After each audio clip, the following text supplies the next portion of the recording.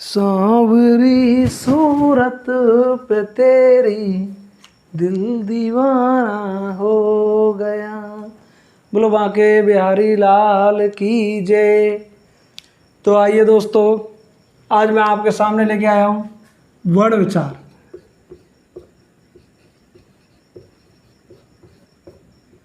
आज हम अध्ययन करेंगे वर्ण विचार, यानी कि वर्णों पर विचार।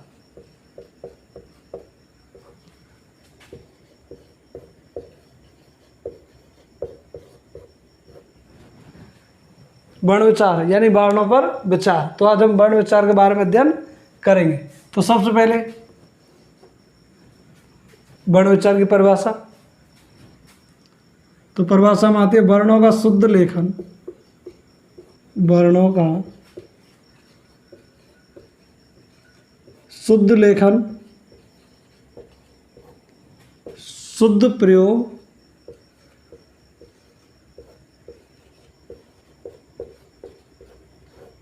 एवं शुद्ध उच्चारण।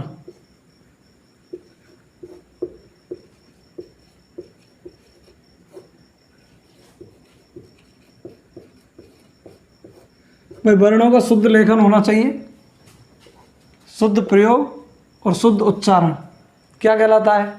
वर्ण विचार। अब इसमें आता है बात, ये हमारी परिभाषा हुई। इसके बाद में वर्ण, जैसे हमने बोल दिया ए, आ, उ, के, चे, टे, ते इत्यादि। ये क्या हुआ हमारा? वर्ण। अब बात आती है हमारी वर्ण जानने से पहले हम देखते हैं ये वर्ण होता है, ये क्या है? हमारे लिखित रूप। क्या देखा है हमने? लिखित रूप।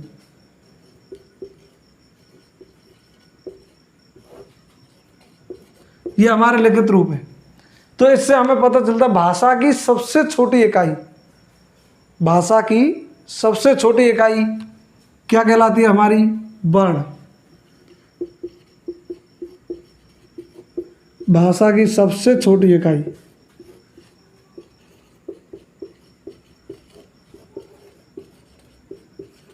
कौन सी है? वर्ण। अब हमें यह पता चलता है भाषा की सबसे छोटी इकाई वर्ण है, तो भाषा की इकाई को कितनी है? तो भाषा की इकाई होती है 3। पहली वर्ण, दूसरी होती है शब्द और तीसरी होती है वाक्य। हमारी भाषा की कितनी इकाई है? 3। वर्ण, शब्द, वाक्य। वर्णों पर विचार, वर्ण विचार। शब्दों का विचार, शब्द विचार।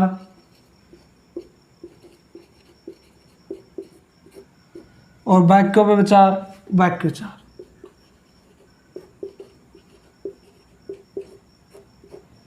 इनकी तीनों की परिभाषा यही। वर्णों का शुद्ध लेखन, शुद्ध उच्चारण, शुद्ध प्रयोग, वर्ण विचार। शब्दों का शुद्ध लेखन, शुद्ध उच्चारण, शब्दों का शुद्ध लेखन,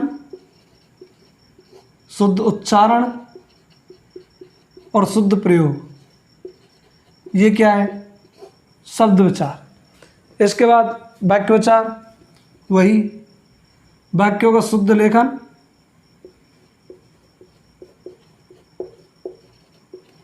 शुद्ध प्रयोग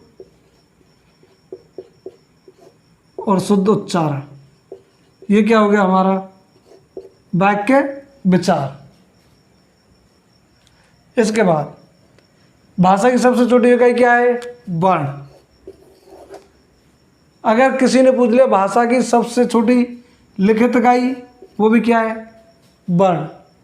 इसके बाद कहते हैं कि भाषा की सबसे छोटी मौखिक इकाई, तो उसको कहते हैं हम ध्वनि। भाषा की सबसे छोटी अगर कोई मौखिक इकाई पूछता है तो वो कौन सी है? ध्वनि। अब ध्वनि का नाम लेते ही हमें याद आता है भाई ध्वनि की परिभाषा क्या है, ध्वनि कहते किसे है? लिखित भाषा का मौखिक रूप, या कि हम कहते हैं भाषा का मौखिक जो रूप होता है, भाषा का मौखिक रूप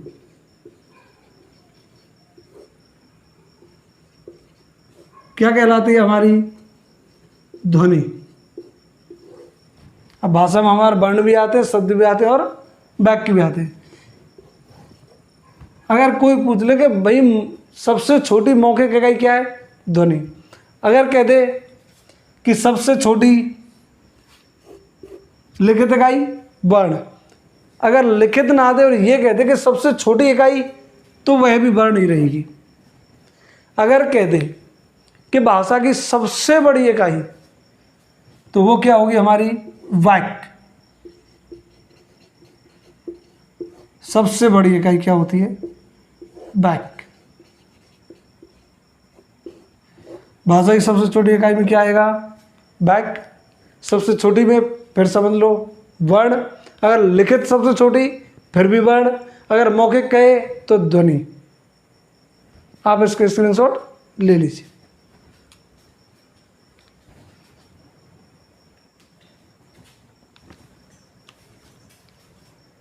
इसके बाद आती है हमारी कि इनके प्रकार कितने होते हैं। तो इसके प्रकार होते हैं दो। पहला स्वर और दूसरा व्यंजन। ये हमारे दो प्रकार होते हैं। स्वर, अब बात करते हैं स्वर किसे कहते हैं? तो वे वर्ण जिनको बिना किसी की सहायता से बोला जा सके उन्हें स्वर कहते हैं। दूसरी परिभाषा, वे वर्ण जिनको बोलने में हमारे वाग्यंत्र यानी मुंह में किसी भी प्रकार की रुकावट पैदा ना हो, यानी कि निर्बाध रूप से बाहर निकल सके, उसे कहते हैं हम स्वर। यानी कि बिना किसी स्वर की सहायता, बिना किसी अन्य वर्ण की सहायता से बोले जा सके, अन्य वर्ण की सहायता से बोल सके।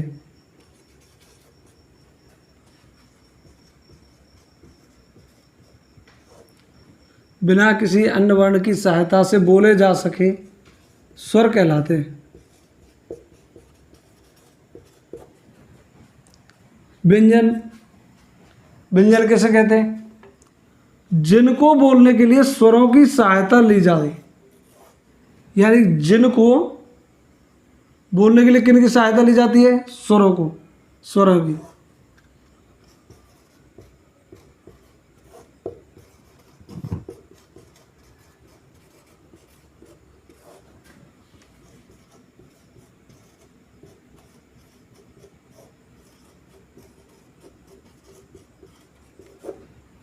तो स्वर में और व्यंजन में केवल इतना सा अंतर है। स्वर जो बिना किसी सहायता से बोले जाते हैं, यानी कि और वर्ण की सहायता नहीं ली जाती। व्यंजन जिनको स्वरों की सहायता से बोला जाता है वो क्या कहलाते हैं? हमारे व्यंजन। तो ये ध्यान रखना बस, स्वरों की सहायता से बोले जाए व्यंजन, और जिनमें जिनको बोलने के लिए किसी की वर्ण की और वर्ण की सहायता की आवश्यकता नहीं होती उसे कहते हैं स्वर। जैसे यहाँ देखते हैं ए, ई, उ, इनको बोल के देखते हैं। जैसे हमने बोला ए, इसको हम कितना ही लंबा बोलते चले जाए तो उसमें केवल ए वर्ण की ही ध्वनि आएगी।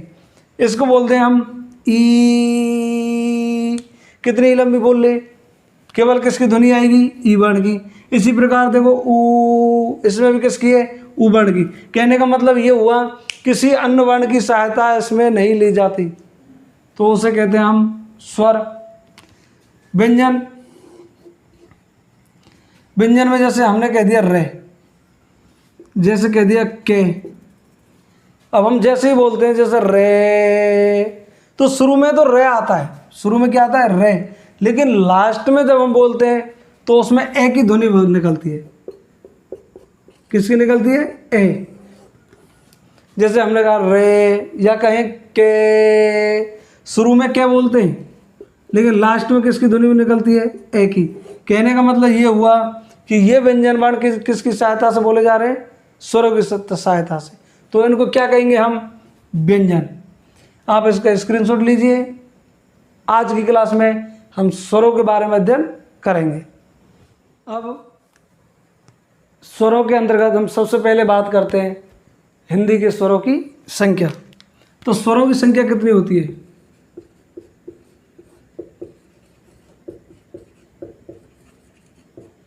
स्वरों की संख्या होती है हिंदी में 11। हिंदी में कितने स्वर होते हैं, 11। पहला ए, आ, ई, उ, री, ए, आई, ओ, 1 2 3 4 5 6 7 8 9 10 11। तो हिंदी में स्वर कितने हुए हमारे, 11। संस्कृत में स्वरों की संख्या, हिंदी में हमारे स्वरों की संख्या होती है 11 और जबकि संस्कृत में हमारे स्वरों की संख्या होती है 13। क्योंकि हिंदी में और संस्कृत में 2 स्वरों का अंतर है, जो कौन से हैं, एक तो बड़ी री और दूसरा होता है री। संस्कृत में बड़ी री और री स्वर हैं, जबकि हिंदी में इन दोनों को स्थान नहीं दिया गया है। इसलिए हिंदी में स्वरों की संख्या हो गई हमारे टोटल 11 और संस्कृत में होती है इनको शामिल करके और इनको करके 13। इन स्वरों के बाद हमारे 2 वर्ण और आते हैं जिनको हम वर्ण नहीं कहते, उनको कहते हैं अयोगवाय। अयोगवाय ये होते हैं हमारे अंग और ए।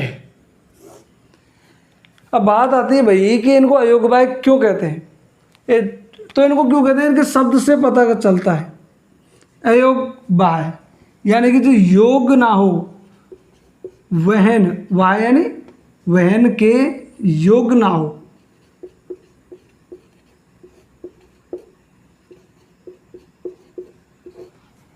अब भाई सिस्टम ये होता है, स्वरों में ये शामिल है नहीं, व्यंजनों में शामिल है नहीं। अब किसी में शामिल नहीं है तो इनको क्या नाम दिया हमने, अयोगवाय। अयोगवाय क्यों दिया था, इनका एक मेन रीजन होता है, इनको व्यंजनों के साथ नहीं बोला जा सकता। व्यंजनों के साथ नहीं बोला जा सकता। ठीक है साहब, भाई जब व्यंजनों के साथ नहीं बोलेंगे कोई दिक्कत नहीं, लेकिन किसी न किसी के साथ तो इनको बोला जाएगा। तो इनको बोलने को स्थान दिया गया था स्वरों का, यानी कि स्वरों के पीछे लगेंगे। इनका स्थान कहाँ दिया, स्वरों के बाद। जैसे स्थान ऐसे दिया, अंग और ए, यानी कि ये हो गए ए पर। किस पे हुए, ए पर। अब बात आती है, जैसे हम कहते हैं कह, भाई कोई कहता है कह, या कहते हैं कि दुख, इनमें भाई ये अयोगवाय शामिल है। तो इनको कैसे पता चल करता है, तो कह के हम टुकड़े करेंगे, के प्लस ए, यानी कि इनको हमेशा किनके साथ बोला जाता है, स्वरों के साथ। स्वरों के साथ बोलने के कारण इनको क्या कहते हैं हम, अयोगवाय।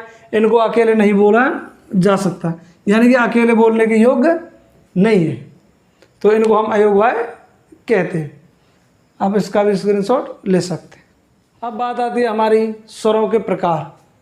तो स्वरों के प्रकार में सबसे पहले लेते हैं हम इसमें मात्रा या उच्चारण में लगने वाले समय के आधार पर। मात्रा या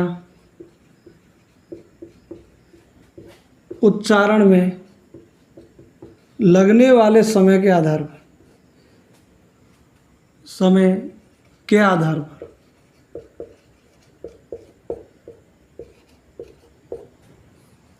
मात्रा उच्चारण लगने वाले समय के आधार पर स्वरों के हमारे कितने प्रकार हैं?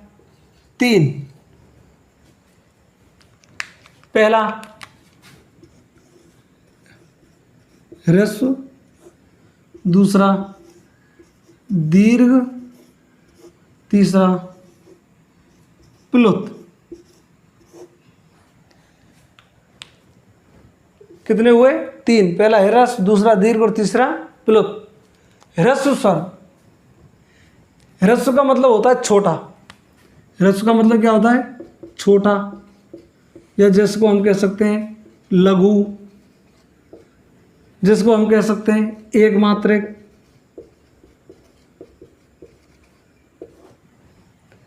ह्रस्व को क्या छोटा, लघु या एक मात्रिक कह सकते हैं। तो ये स्वर कौन कौन से हैं? तो एक मात्रा वाले स्वर कौन से हैं? ए, दूसरा ई, ऊ और री। इनमें केवल एक मात्रा लगती है। इसके बाद में आता है दीर्घ। तो दीर्घ में कौन से होते हैं? इनको कह सकते हैं हम बड़ा, द्विमात्रिक,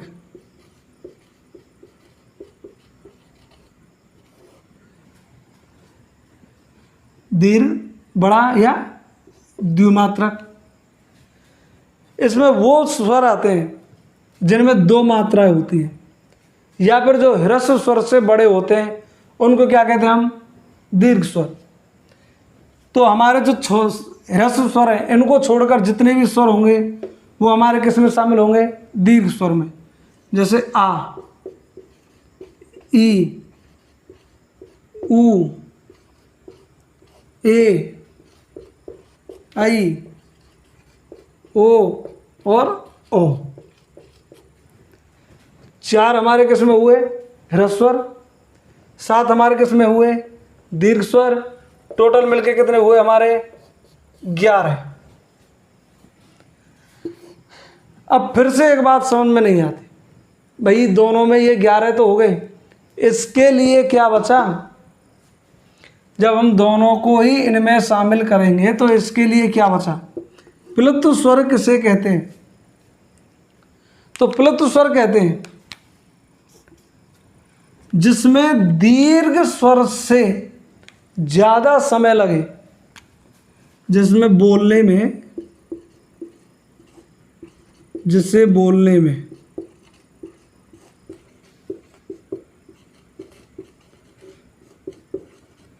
दीर्घ स्वर से ज़्यादा समय लगे,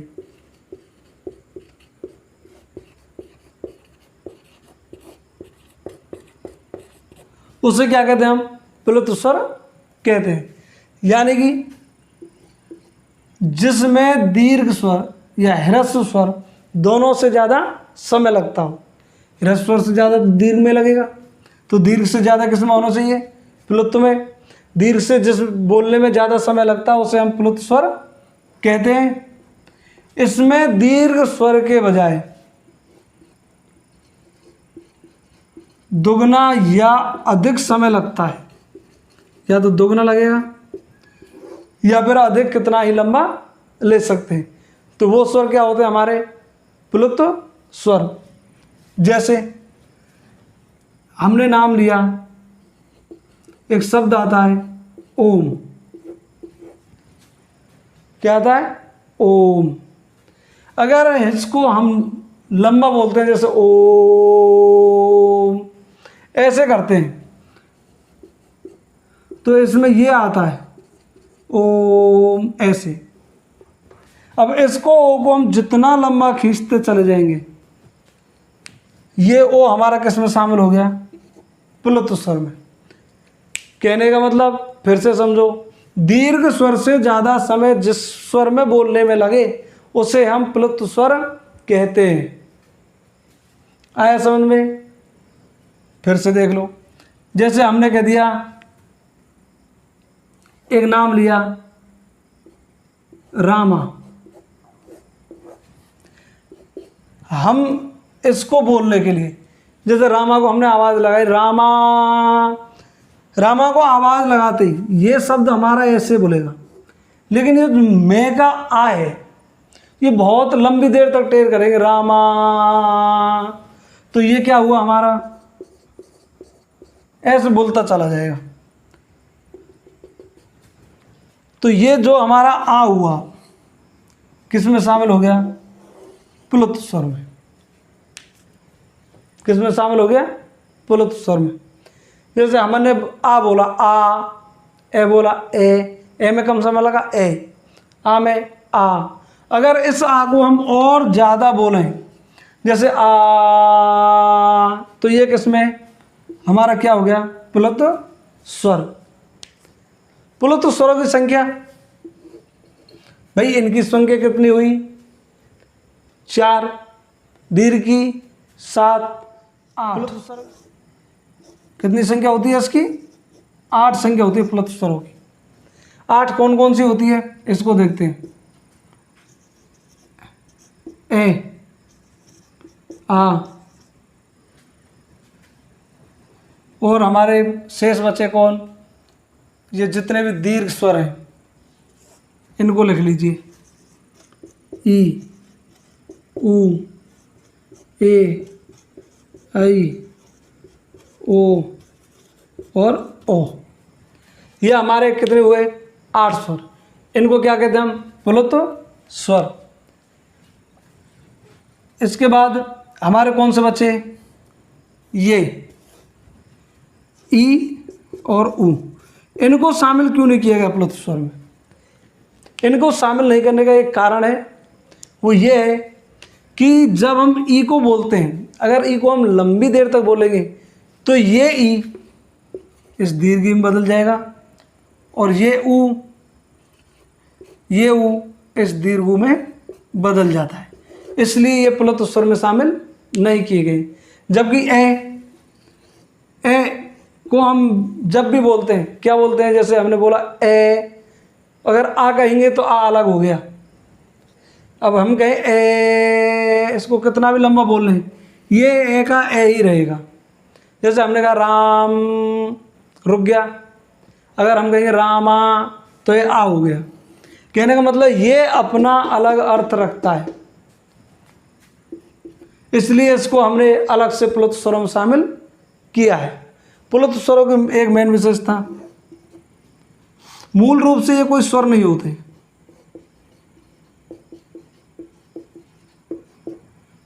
ये स्वर नहीं होते। इनको केवल क्या किया है हमने, जो दीर्घ स्वर है उनको जब हम लंबी देर तक बोलते हैं तो उन्हीं को परिवर्तित किस में कर दिया, प्लुत स्वरों में। किस में कर दिया, प्लुत स्वरों में। अब आप इसका स्क्रीनशॉट ले सकते हैं। इसके बाद आते हैं हमारे ओष्ठाकृति या गोलाई के आधार पर स्वर।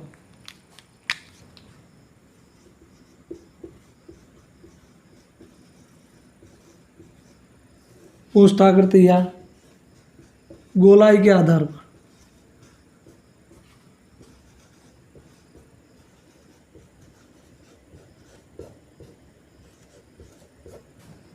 ओष्ठाकृति या गोलाई के आधार पर। तो गोलाई में इसमें होते हैं हमारे 2 प्रकार।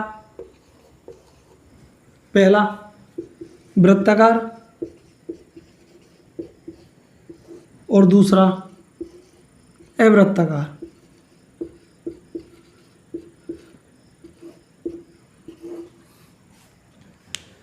इस वृत्ताकार, इससे शब्द से ही पता चल रहा है, यानी वृत्त के समान। और वृत्त कैसा होता है हमारा, गोल।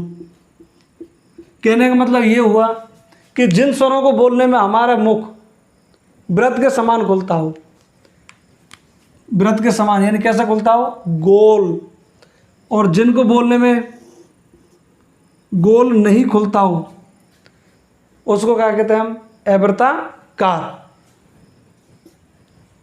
अब इसमें कौन कौन से होते हैं वृत्ताकार में, हम बोल के देखो, ए नहीं खुला तो इसको शामिल कर लिया, आ नहीं इसमें शामिल हो गया, ई इसमें भी वृत्ताकार नहीं है, ई इसमें भी नहीं है, ऊ को बोल के देखो हमारा होठ कैसे होंगे, गोल, यानी मुंह कैसे खुलेगा, गोल, तो ऊ किस में शामिल हो गया, इसमें। अब वृत्ताकार ऊ में तो बड़ा ऊ भी इसमें ही होगा, इसके बाद आता है री। री का तो सवाल ही पैदा नहीं होता कि वृत्ताकार में आ जाए। इसके बाद ए भी नहीं आ सकता। क्यों? क्योंकि ए बनता है हमारा ए प्लस ई से। अगर ए प्लस ई से ए बनेगा, ये दोनों ए वृत्ताकार में हैं, तो ए भी किस में आएगा हमारा? ए वृत्ताकार में। अगर ए वृत्ताकार आ गया तो आई भी किस में आएगा? ए वृत्ताकार में। इसके बाद ओ किससे बनता है हमारा? ए प्लस ऊ। अब ऊ इसमें आ गया यानी कि गोल मुंह खुलेगा, तो ओ किस में आ गया? वृत्ताकार में। अगर ओ वृत्ताकार में तो ओ भी वृत्ताकार में। ये लोग बिल्कुल सबसे सिंपल फंडा है। ए आ ई बिल्कुल नहीं आते। ए बोल के देखो, इन चारों में वृत्ताकार नहीं खुलता मुंह। इसके बाद आता है ऊ में वृत्ताकार खुलता है। उसके बाद में बड़ा ऊ, उसमें भी आता है। इसके बाद री बिल्कुल ही नहीं आता। इसके बाद ए, जब ए प्लस ई से मिलके बनेगा, यानी कि दोनों ए वृत्ताकार हैं। ए वृत्ताकार प्लस ए वृत्ताकार,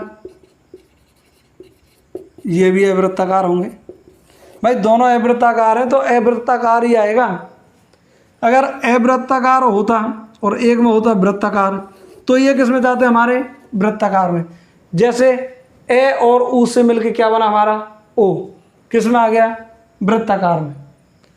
तो हमारे वृत्ताकार में कितने हुए? 4। और अवृत्ताकार में हमारे कितने हैं? 7। यानी कि हमारे 2 प्रकार हुए, ओष्टाकृति के आधार पर या गोलाई के आधार पर। वृत्ताकार, अवृत्ताकार। वृत्ताकार में 4 ऊ ओ, अवृत्ताकार में 7 ए आ ई री ए और आई। अब इसके बाद में एक स्वर और है जिसको कहते हैं हम ओ।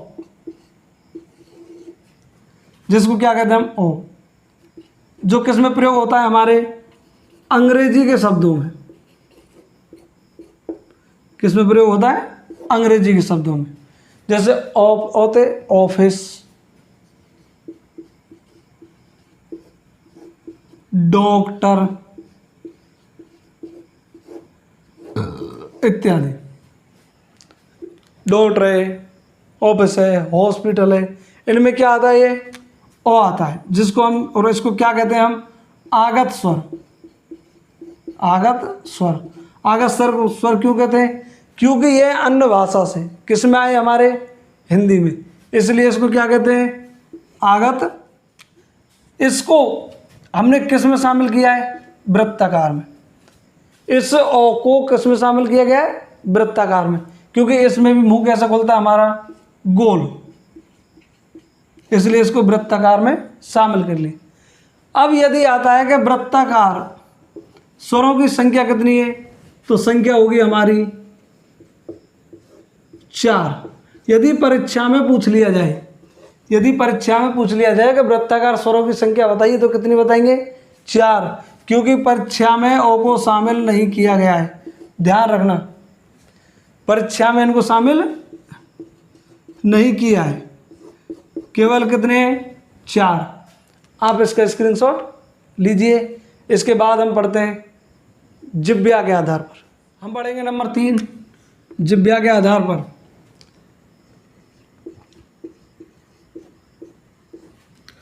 जिह्वा के आधार पर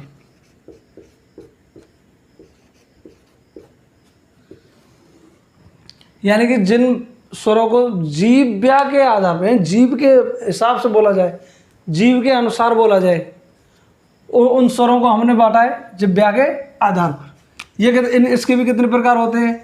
3। नंबर 1 अग्रस्वर, नंबर 2 मध्य स्वर, और नंबर 3 पश्च स्वर।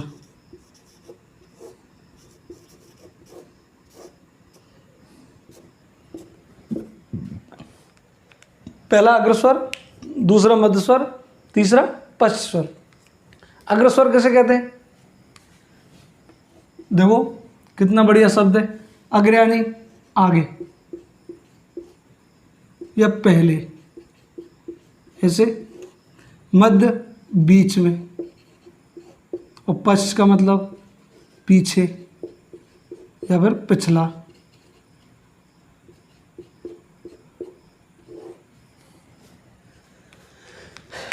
इससे हमें पता चलता है अग्रस्वर यानी कि जो जीव के अग्र भाग से बोले जाएं, यानी कि आगे वाले भाग से, जैसे ये अगर इस भाग से बोले जाएंगे वो हमारे अग्रस्वर में, जो जीव के बीचों बीच से बोले जाएंगे यहाँ से वो होंगे मध्य में, और बिल्कुल पश्च यानी पीछे से बोले जाएंगे लास्ट में वो होते हैं पश्च स्वर। अब इनमें कौन कौन से आते हैं, तो इसका सीखने का और समझने का सबसे सरल तरीका है मध्य स्वर से बात हम करते हैं। तो मध्य स्वर में केवल एक मात्र स्वर आता है ए। मध्य स्वर में कौन सा आता है? केवल एक स्वर, जिसको कहते हैं हम ए। इसके बाद में पश्च स्वर को ध्यान रखेंगे। ए की तरह बनने वाले सारे जो स्वर हैं वो किस में आएंगे? पश्च स्वर में। ए की तरह बनने वाले सभी स्वर, मतलब ए की जैसी आकृति के सभी स्वर,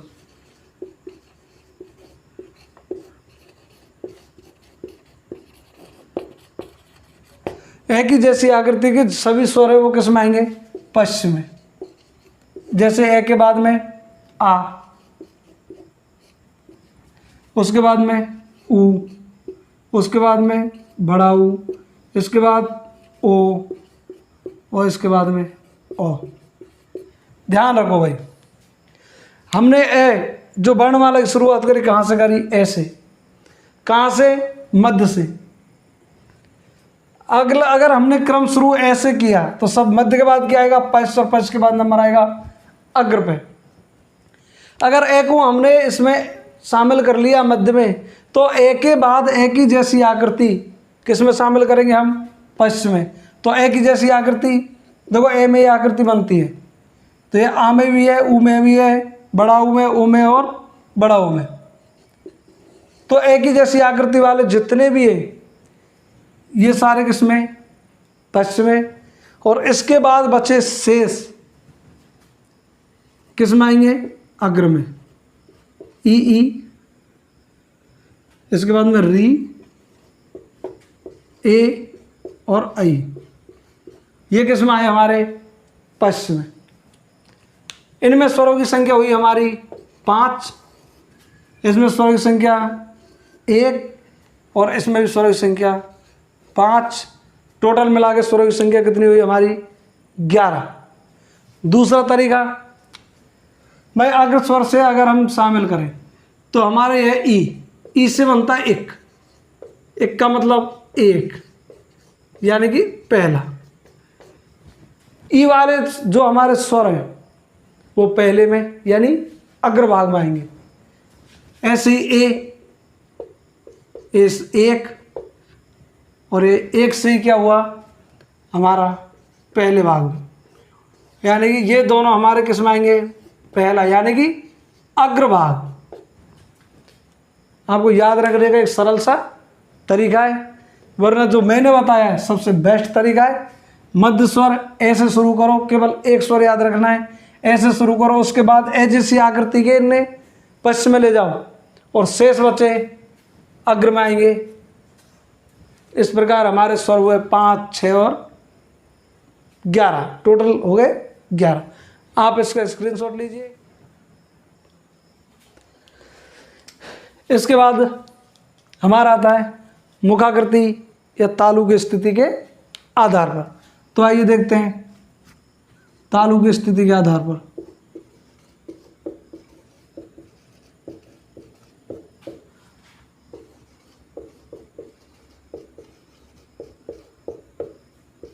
आधार पर इसमें हमारे कितने प्रकार होते हैं? 4। तालु की स्थिति या जिसे कहते हैं मुखाकृति, इनके आधार पर हमारे कितने होते हैं? 4, जिसमें नंबर 1 समृत, नंबर 2 अर्धसमृत,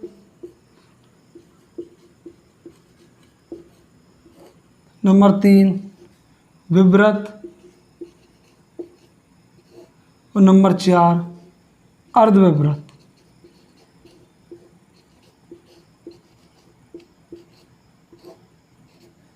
ये हमारे 4 प्रकार हुए।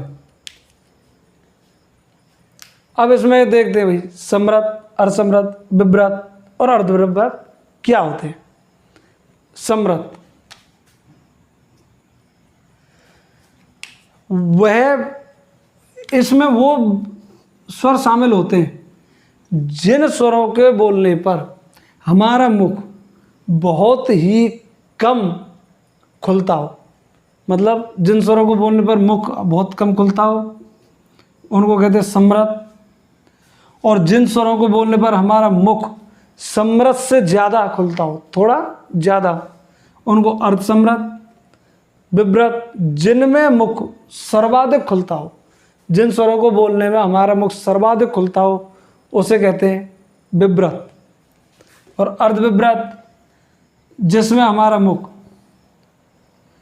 विव्रत से कम और अर्धसमृत से ज़्यादा खुलता हो उन्हें कहते हैं अर्धविव्रत। तो सबसे पहले इसमें सीखने का तरीका है, यहाँ से शुरू करते हैं विव्रत स्वर से। विव्रत यानी कि जिसमें मुख सबसे ज़्यादा खुलता है। तो सबसे ज़्यादा किसमें खुलता है? आ। किसमें खुलता है? आ में। भाई कैसे पता चलता है आ में खुलता है? जैसे एक छोटा बच्चा होता है और वह बच्चा भाई घर वाले कहाँ लेके गए? डॉक्टर के पास। अब जब डॉक्टर के पास लेके जाते हैं तो बच्चे से कहते हैं बच्चा मुंह खोल। जब वो है डॉक्टर देता है ना उसको थर्मामीटर, वो चेक करने के लिए कि बुखार कितना है, बुखार है तो उसको देते हैं, तो बच्चा नहीं लेता, मुंह नहीं खोलता है। तो क्या कहते हैं? बेटा आकर। कैसे कहते हैं? आ। जैसे ही आ करता है तो बच्चे का मुख कैसे खुलता है? पूरा। कैसे खुलता है? पूरा। तो उसमें हम कौन सा स्वर लेंगे? आ। कौन सा लेंगे? आ।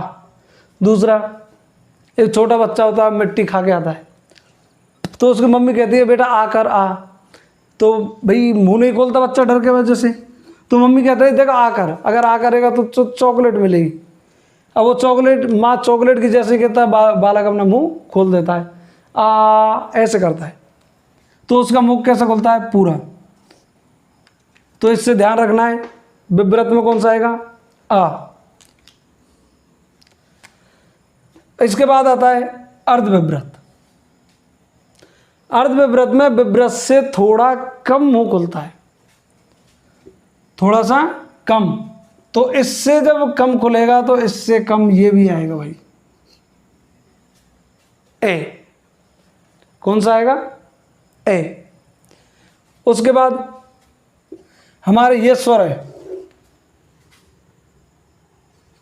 ए, आ, ई, उ, री, ए, आई, ओ और ओ। अब देखिए विव्रत में आ गया तो इससे छोटा है, इसमें क्या आएगा? अर्धविव्रत में ए आ गया। शेष बसे बड़े और ए अर्धविव्रत में, मतलब आई और औ जिसे हम कहते हैं, ये किस में आ गए? अर्धविव्रत में। इन जैसे अब हमारे कौन से बचे? ए और ओ। ये किस में आएंगे हमारे? अर्धसमृत में, ए और ओ। उल्टी साइड से चलना है हमको। सबसे पहले बस ये ध्यान रखना है, ये वाला आम आ गया। इसके बाद में बड़े से छोटे क्रम में चलेंगे। किस में चलेंगे? बड़े से छोटे क्रम में। तो सबसे बड़ा कौन सा है? ओ आ गया। उसके बाद में इनमें बड़ा कौन सा है? ए। ये लिया, खत्म बात। ये दोनों संयुक्त स्वर बड़े विव्रत में। उसके बाद में ये इनसे छोटे समृत में अर्ध समृत हो गया। ए आ गया हमारा अर्ध विव्रत में, क्योंकि विव्रत से आधा है और विव्रत से आधा मुकुलता है अर्ध विव्रत में। शेष बचे हमारे 4 और 1 री 5, ये किस में आ गए हमारे समृत में। तो ई उ और री, ये किस में आ गए हमारे समृत स्वर में। फिर से ध्यान रखो, एक बार फिर से बताने वाला हूं। सबसे पहले हमें देखना है विव्रत, जिसमें हमारा मुख पूरा खुलता हो। कैसा खुलता हो? पूरा। जैसे आ, ऐसे मुख, जब हमारा मुख पूरा खुल रहा है भाई, जब हमारा मुख पूरा खुल रहा है तो इसमें कौन सा आएगा? आ। इतना मुख खुल रहा है भाई, ये क्या है? विव्रत। इससे आधे पे चलो, अर्ध विव्रत। अर्ध यानी आधा, यानी कि जो विव्रत से आधा खुले, तो इसमें क्या आ गया? ए, एक आधा ए। उसके बाद में भाई इनमें किसको शामिल करें? तो सबसे पहले इन दोनों में से एक को लिया ओ, और इन दोनों में से एक को लिया आई। किस में आ गए? अर्ध विव्रत में। इसके बाद फिर वापस चलो, विव्रत हो गया, अर्ध विव्रत हो गया, अर्ध समृत। अर्ध समृत में क्या बचा हमारा? इन चारों में से ए इसको ले लिया और ओ इसको ले लिया। ये किस में आ गए हमारे? अर्ध समृत में। शेष बसे हमारे 5 जो आ गए समृत में। आप इसका स्क्रीनशॉट ले लीजिए। इसके बाद आता हमारा अनुनासिकता के आधार पर स्वरों के भेद।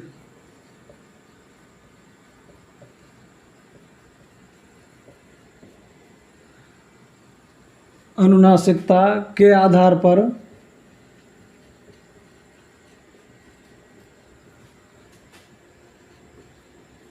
स्वरों के भेद।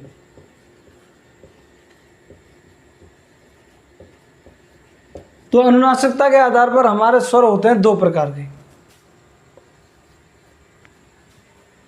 पहला अनुनासिक,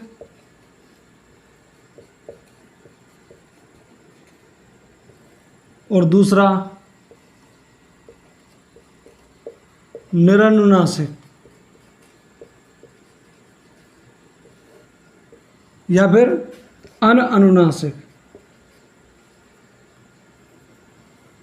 अनानुनासिक।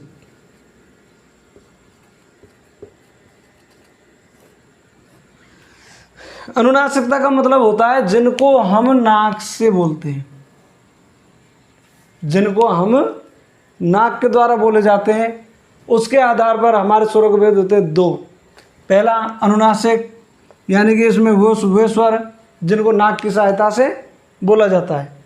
दूसरे वे स्वर निर्नुनासिक, यानी जिनको नाक की सहायता से नहीं बोलते। तो अनुनासिक स्वर कौन से होते हैं? वे स्वर जिन्हें बोलने में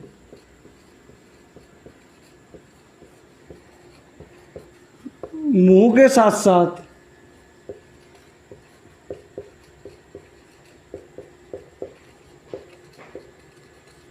नाक की भी सहायता ली जाती है।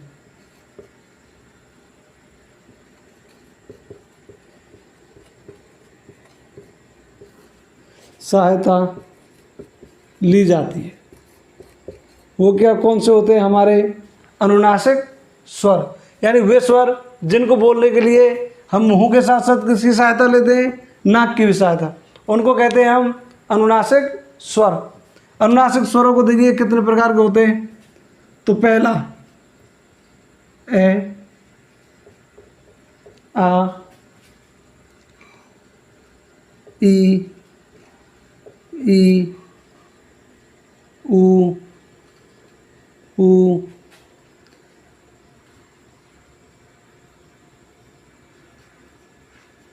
री, री नहीं, ऊ ए ओ और ओ। ये हमारे कौन से हुए? अनुनासिक स्वर। ए, आ, ई, ऊ, ए, ओ, ऐ, ओ। ये हुए हमारे अनुनासिक स्वर, यानी कि जिनको हम मुंह के साथ साथ नाक की सहायता से भी बोलते हैं। नासिका प्लस मुंह क्या हो गया? अनुनासिक। निर्नुनासिक वे स्वर जिनको बोलने में नासिका की सहायता नहीं ली जाती, उन्हें निर्नुनासिक कहते हैं। या फिर हम कह सकते हैं वे स्वर जिन्हें बोलने में या बोलने के लिए नासिका की सहायता नहीं ली जाती है।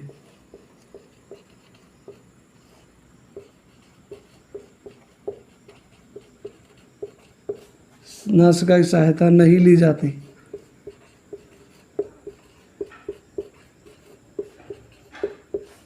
उन्हें निर्नुनासिक स्वर कहते हैं।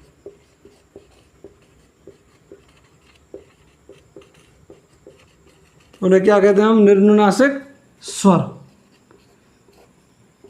ये कौन कौन से होते हैं? ए, आ, ई, ऊ,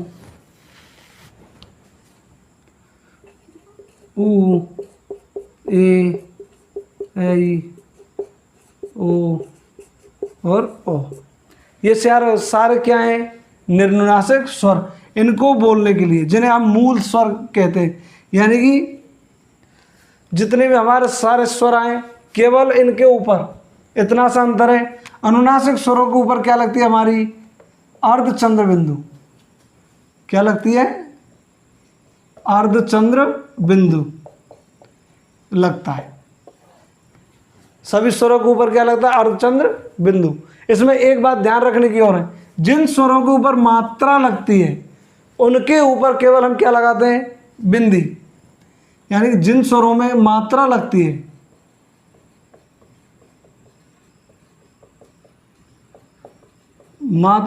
लगती है, उनमें केवल बिंदी लगाते हैं।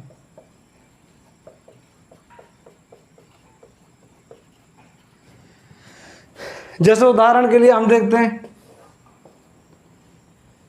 जैसे हमने लिया जीन्स, तो इसमें जे में ई है, कौन सी? बड़ी, तो इसमें केवल क्या लगेंगे? बिंदी। जैसे हमने लिया दूसरा और देखते हैं, हमने लिया कंस, तो इसमें क्या लगेगा हमारा? इसमें भी क्या है? चंद्रबिंदी। दूसरा उदाहरण और देखते हैं अच्छा सा। दूसरा उदाहरण देखते हैं, जैसे जीन्स के अलावा हमने लिया, जैसे हमने लिया खांसी। क्या लिया? खांसी। तो खांसी में हमारा क्या लगा? अर्धचंद्र बिंदु। क्यों?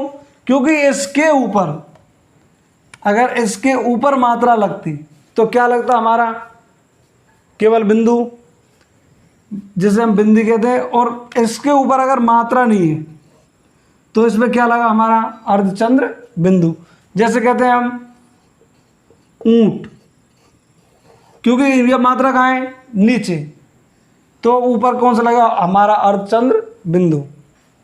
जैसे हम कहते हैं औंस, तो इसमें क्या लगा हमारा? बिंदु। क्यों? क्योंकि इसमें हमारे ऊपर मात्रा लगी हुई होती है, ओ में और ओ में। इनकी मात्रा की वजह से केवल क्या लगता है हमारा? बिंदी लगती है। और अगर ऊपर मात्रा नहीं है तो अर्धचंद्र बिंदु लगता है। तो अनुनासिक और निर्नुनासिक, इन दोनों में केवल इतना सा अंतर है। आप इसका स्क्रीनशॉट ले लीजिए। इसके बाद आते हैं हमारे जाति के आधार पर।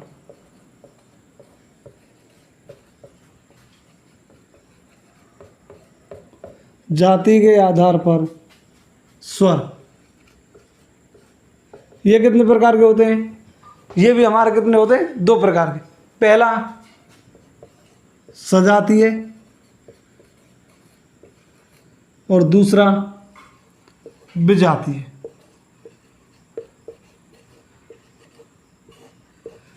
सजातीय को हम समान जाति का कह सकते हैं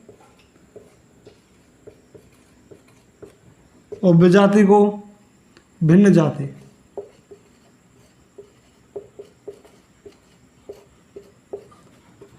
यानी कि इनमें वो स्वर आते हैं, ऐसे स्वर जो समान जाति से मिलकर बने हो, यानी कि एक जैसे स्वरों से मिलकर बनने वाले स्वर होते हैं वो सजातीय स्वर, और जो भिन्न स्वरों से मिलकर बने होते हैं उनको कहते हैं हम विजातीय स्वर। फिर से समझ लीजिए, जो समान स्वरों से मिलकर बने होते हैं उन्हें कहते हैं हम सजातीय, और जो असमान स्वरों से मिलकर बने होते हैं उनको कहते हैं विजातीय। सजातीय स्वरों को हम दीर्घ संधि स्वर भी कहते हैं, दीर्घ संधि स्वर। सजातीय स्वरों को दीर्घ संधि स्वर कहते हैं, जैसे ए, आ, ई,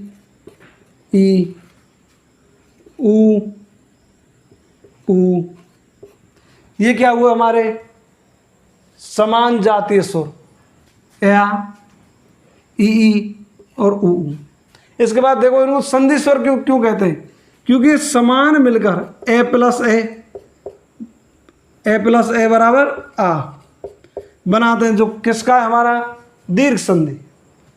या फिर कहते हैं आ प्लस ए बराबर दीर्घ संधि, ऊ प्लस ऊ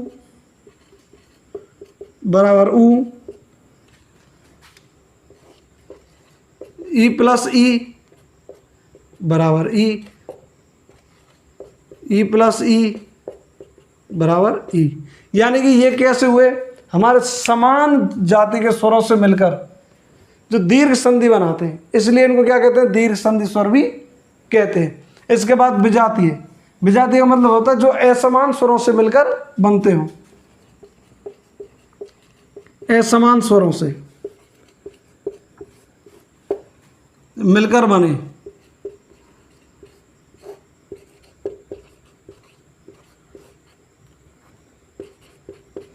मिलकर बनते हैं उन्हें हम विजातीय स्वर कहते हैं। जैसे असमान स्वर कैसे?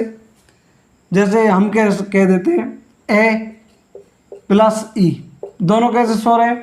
असमान। दोनों से मिलकर क्या बना? ए, क्या हो गया? विजातीय। दूसरा ए प्लस ऊ, दोनों से मिलकर क्या बना? ओ। उसके बाद में ए प्लस ए, दोनों से मिलकर क्या बना? ए। और ए प्लस ओ, दोनों से मिलकर क्या बना? ओ। तो ये चारों हमारे क्या हो गए? विजातीय स्वर। ए, आई, ओ और आउ, ये चारों स्वर हमारे कैसे हुए? विजातीय स्वर। तो फिर से समझ लो, समान जाति से मिलकर बनने वाले सजातीय, असमान जाति से मिलकर बनने वाले विजातीय, एक जैसे दिखने वाले या दीर्घ स्वर जो दीर्घ संधि का निर्माण करते हैं वो सजातीय, और अलग अलग स्वरों से मिलकर बनते हैं उनको कहते हैं हम विजातीय। ये हुए हमारे स्वर कंप्लीट। इसके बाद हम पढ़ेंगे व्यंजन। राम राम, जय हिंद, जय भारत। वीडियो को लाइक, शेयर एंड सब्सक्राइब जरूर करें।